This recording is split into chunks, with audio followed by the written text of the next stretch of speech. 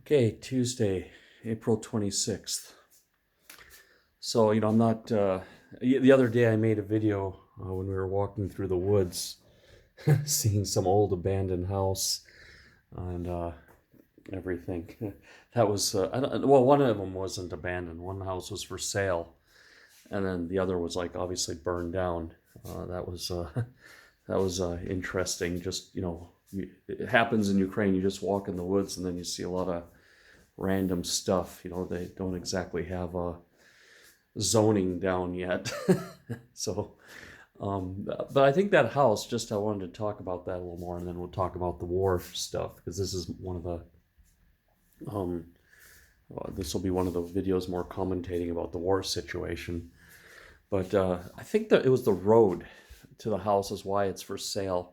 They can't get a proper road, so in the winter that's probably impossible to access by car, and then you have to walk through a lot of snow and ice down a steep hill. So that's probably in winter that's not a very comfortable place to be. Maybe in the old days it was okay, and then they built some buildings around it, and maybe it changed the situation, or the city didn't want to keep building in that direction. I don't know. I mean, it's very curious though. You see, the location's actually nice. It's right in the middle of a park. I mean, it's like, who wouldn't want a house in a city that's also in the middle of a park? I mean, it's just unheard of. But there must be more to that story. So that's in a previous video. In my previous video, you can go through the feed and everything. I don't have a producer and video editor and all this stuff to make my videos like all top notch like some of the other video bloggers. But yeah, now on to this war situation. So we are, still getting a lot of air raid sirens and everything. I think since the train station was hit last week, nothing really has happened in Lviv. Most of the war now is going to the east and the south.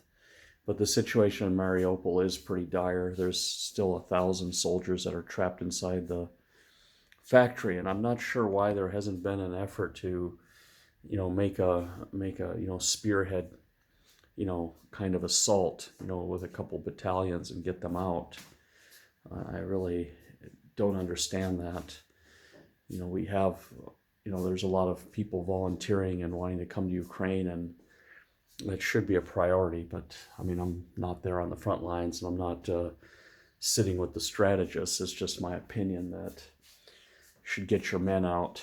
They're putting their lives at risk, and they're obviously almost starving to death over there, and that should be the primary focus, is getting those guys out of Mariupol, and letting them rest and recover so they can fight another day. Those are Ukrainian Marines, and generally Marines in any country are one of the more committed forces. They're not conscripts. Conscripts usually go to the army. Marines are generally volunteers in most nations, people who wanted a little bit more from their military careers. When I went to Navy Officer Candidate School, we had Marine Corps drill instructors, so we saw that. They were the ones training the officers for the Navy or the Marines. I don't know if it's like that anymore. It goes back and forth, or the pilots only receive that training. But when I went to Officer Candidate School, all Navy officers who were going through the Officer Candidate School route, not Academy or ROTC, would get this 90-day dose of the U.S. Marine Corps. It was interesting. I wasn't the best at drill. It's weird. Drill counts for like 10% of your grade, but it's the most looked at thing. So if you're not marching right, it doesn't matter how you're doing in the classroom or how physically fit you are, you'll get a lot of extra attention. So it's weird. When you go in the Navy, or any military, I think you have to be academically sound if you're going to be an officer. Definitely, you have to like to study and be good at school. And then second thing is you got to be able to run and do that physical fitness test, the push-ups and the sit-ups and all of that stuff. And then if you're bad at marching and stuff, you're fit, they'll just give you a lot of extra push-ups. And, if you're bad at all the military stuff, like the parade and customs and this, I do think, And I wasn't the best at it when I was in officer candidate school, I guess, because we're always like starved and tired of keeping the rifle in order. It was my first time was in the Navy, having experience with I think it was a M1, World War One, World War Two. I think it was a World War Two rifle. Yeah, the M1 rifle was the one used in World War Two, and it had a lot of parts, and you had to take it apart and keep it clean. It's not like the modern rifles that just have a few pieces, but this had like a lot of little things that had to be put together, and if one of them went missing, you were totally screwed. It's like little pieces. But anyway, enough about reminiscing about Pensacola in the 1990, I think it was 1995. Yeah, April through August, or May through August, 1995. Yeah, it was something like that. Or April through July, somewhere like that. It was the summer of 1995. It was when I did my officer's school, and it was hot. But yeah. Now there are two things that people ask me a lot about lately. India, because my parents are originally from India, even though I'm born and raised in America, and actually also a Norwegian citizen as well as American citizen. And Donald Trump. So first I'll start on India. I saw an interesting thing from their foreign minister, Jai Shankar. I can't say his name. I'm about as good as Indian pronunciations as any other American or any other European out there. I've got some bad light here in the back. It's just overpowering the camera. So I'll stay here. But everyone's like on India's case about doing business with Russia and everything. I think I said in a previous video, when Pakistan invaded India and attacked India several times, I think 3 times since independence in 1947, America was always on Pakistan's side. And I explained those reasons, because America needed Pakistan against where Afghanistan was, and because of proximity to China, to deal with Russia, they needed that alliance, and they kind of knew India would always just go along anyway. And then also America was always very critical of India's nuclear program. So India has this I don't care attitude. But the foreign minister said something interesting the other day in a speech. And usually I'm not very pro-Indian, but this kind of got me. He said that India will do things their own way, and then he said that Europe needs to look in the mirror. They're buying more energy still. While the war and genocide is going on, they are still buying more energy from Russia. The Europeans are still buying more energy from Russia in one afternoon than India buys in a whole month. So yeah, the West needs to address this hypocrisy and double standard, because it just doesn't work anymore where they can just go pressure countries, especially a country like India. I mean, India is a superpower. They have nuclear weapons. They have 1.3 billion people. It's impossible to invade. I mean, if they tried to land U.S. soldiers there, and let's say they took a few beaches, it's just a massive country, and then they would all probably get diarrhea. I mean, every time I went to India, I got deathly sick. And, when I was in the U.S. Navy, I talked to a couple Navy SEALs that went training with the Indian Army, and they were sick the whole time. They were puking, and, everything was coming out of both orifices at the same time. So, it's definitely, I'm not supporting India, but this is just the reality. That's just the reality of the world we're going to live in. People are going to continue to do business with Russia, and people are going to continue to look for a good deal on oil. So it comes back to what Trump wanted to do. He wanted to pump so much oil that the oil prices would drop and be cheap. Then it would be impossible for the Middle East and Russia to get funding, for what they wanted to do. And I looked up a statistic before making this video. During the Trump years, the Russian military spending went on decline. They didn't have revenues. So you can't pay soldiers and buy weapons and buy components, imported components for the weapons, unless you have money. You can't pay the oligarchs. You can't buy allegiances. I mean, even North Korea does this. The North Korean leadership has to give nice apartments to the scientists and the professors and all these people that kind of keep the society going. The upper middle class, as one would say, doctors, dentists, scientists, and the people who are actually carrying out all the tasks, because obviously a dictator can't do everything alone. He needs generals to back him up and needs supporters. So yeah, so Russia wasn't doing well, but when here in Ukraine, when you say, you try to give some supporting view of Trump or cite some facts, I was downvoted on Reddit like 30 times, just stating some facts that Trump called out the Germans for, being held hostage by Russia. I think those were even his exact words, that they were, too energy dependent. They should be getting their energy from America. And this Indian foreign minister too said that just a few years ago there was no energy relationship between America and India, but now it's growing. So the Indians are trying, but they have to put their own needs first, or they could have like elect a communist. India was always in danger of flipping communist. If things get really bad there, there's a pretty strong communist movement in India, and people, if they can offer a better deal and some stability and some guarantees of food and basic supplies and a life, people will take that vote. That's always been a threat in India. So India has to keep its economy going, keep it prosperous. And sadly, it's coming, at the expense of Ukraine. But America needs to fill that void with oil, America and perhaps the friendly Middle Eastern nations. But everyone's talking about, Trump was like pro-Putin, and Trump was telling Zelensky to get along with Putin. I think there was a backroom game going on, that he was just trying to keep things calm. Let's face the facts that when Trump was president, things were fairly quiet with Russia. They weren't building up forces on the border. There was just stuff going on in Donbass, and more could have been done about that. But Trump did send money and did send weapons over there. Granted, there was some scandal about it. I'm not totally blindly supporting Trump, and he could have been more overt about downing Putin and all of this. But really, to me, the greatest thing he did, and the biggest for America, and the biggest detriment he made to Russia and the Middle East, was getting the oil prices down and getting America to be an exporter of oil, because that changes the whole equation. All the money is coming to America, not to our enemies. And then the world has to kind of do what we want. We take that power away from the Middle East, take it away from Russia.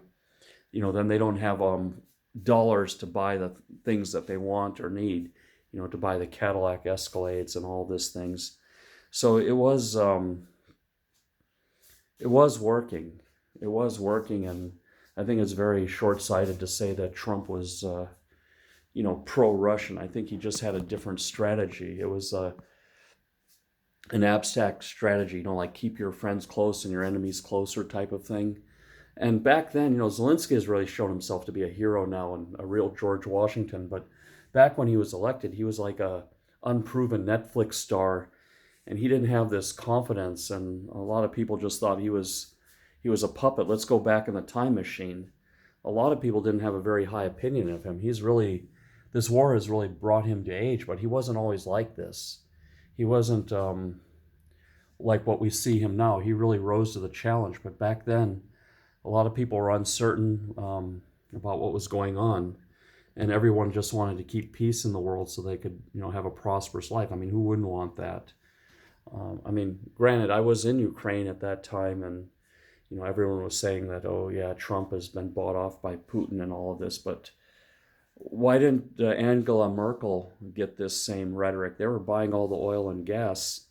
In France, Macron, I think, was in charge back then as well. And they were getting called out. Trump called them out in the United Nations, that these countries are beholden to the Russians. And he was blatantly saying that Russia is a problem in the UN. But I don't know. I look at what people do. I mainly follow the price of oil. I follow American energy policy, and this suicidal policy we have now to go completely green so fast.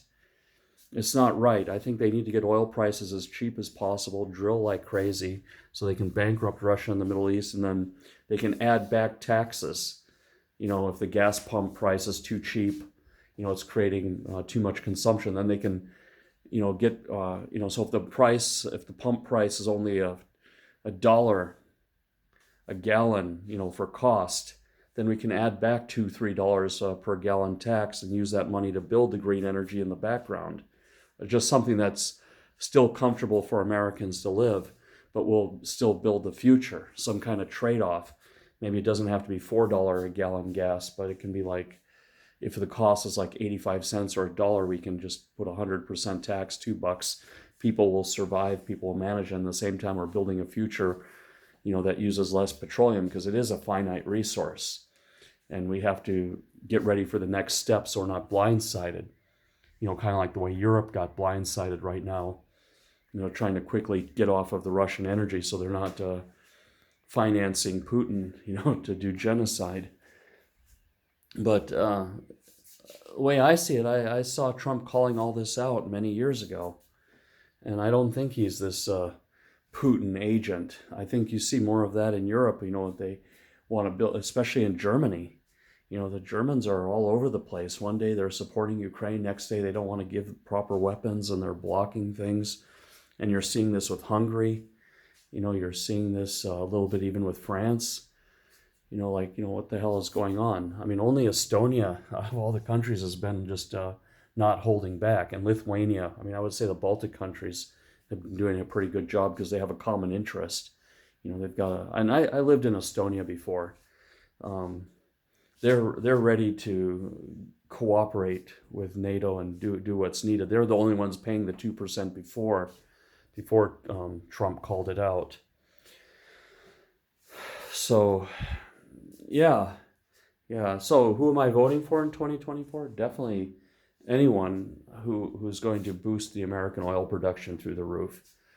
And, we can get the gas cheap, and then we can add back the taxes and use the taxes to, build hyperloops and electric infrastructure, nuclear power plants, and everything else that can, over the long run, get us off oil completely. It's kind of like the way they have a cigarette tax to pay for the health care of smokers, or quit smoking programs. It's the same sort of thing. Oil is a bad thing, but it doesn't mean we stop production. It means we actually have to push it through the roof and bankrupt the Russians. And everything comes down to money. Everything comes down. That's the whole reason why the Russians are in the south of Ukraine and leveling Mariupol. They want the Azov Sea and they want the Black Sea coast, because there's a ton of oil off of that coast. There was some videos about this, that there's some massive discoveries in the Black Sea, but everyone was hesitating to exploit them because of the Russians being in close proximity, that they would build all this infrastructure and then the Russians would blow it up or take it, to drill out that oil. And then they did, and I've talked in the videos many times before, there's massive supplies of grain. So this is about natural resources. And if it's about natural resources, America can win this war. But America has to elect sensible leadership, not some, green-oriented party with impractical plans. Just like Europe, they wanted to shut down all the nuclear power plants and hope windmills make up the balance. But windmills only work when it's windy. How about the days it's not windy? And solar panels only work when the sun is shining. If you've ever been in Europe, most of the time the sun doesn't shine, only if you're down in Croatia or Italy. Rest of Europe, it's like on the same parallel as Canada. The weather sucks quite often, so not enough to, let solar and wind. Solar and wind is like a 10% solution. And the way forward is nuclear power. But, who's holding all the uranium now because we stopped doing that? It's the Russians. So that's another thing India needs Russia for too, is nuclear power. So how did we get ourselves in this situation? It's a long time ago, a lot of people, not just Trump, were saying, and they were saw as being too radical or too right-wing or whatever, were complaining about this issue, that we're too dependent on our enemies. But I think for Trump to win in 2024, I'm kind of rambling here, for him to win, he's got to do much more denunciation or condemnation of white supremacy. He's got that this thing that happened in Virginia, nice people on both sides type of thing. He should have just sidestepped that and not doubled down on that. Even though I don't really understand the background, but I don't think it was a Ku Klux Klan rally. But at the same time, I don't think they were nice people either. So he should have just he's got to learn how to play the game a little bit. Just in sometimes in some situations, like with COVID, it was losing no matter what we do. Wearing masks, not wearing masks. He should have just gone along with the party line. He lost a lot of support there on his handling of COVID. And no one understood what it was, and I think it was better just to be safe and maybe find some compromise or sensible compromise. Like he could say, "Yeah, I support masks when you can't keep 2 meters from a person. You don't wear them outside, but when you're indoor, it's an indoor air problem." He could have, supported it, but still been critical. When I was in Norway with the COVID, we all kind of knew we need to go outside more in fresh air. We knew it was a problem with being in a room full of people with poor ventilation. That's what was driving COVID. That was common sense right from day one, that indoor air quality was the problem. That when you go outside and you get some sunlight, viruses don't like that in general. Any virus doesn't like fresh air and fresh flowing air, and direct sunlight. So he could have handled that better, finding the compromises or the things like, okay, yeah, a mask only when you're indoors, can't keep 2 meters, get your health in order, work out. He could have given some advice, eat healthier, get your cardiovascular system. He could have been more, instead of being so divisive,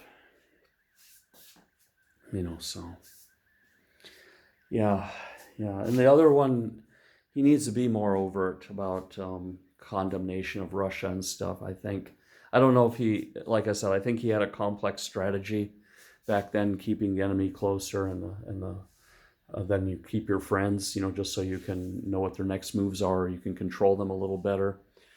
And, we did avoid war, but now I think in this next 2024, he definitely needs to be more aggressive, like give us how he's going to handle Russia. Like I'd like to see him make a proposal to take Kaliningrad and take Transnistria.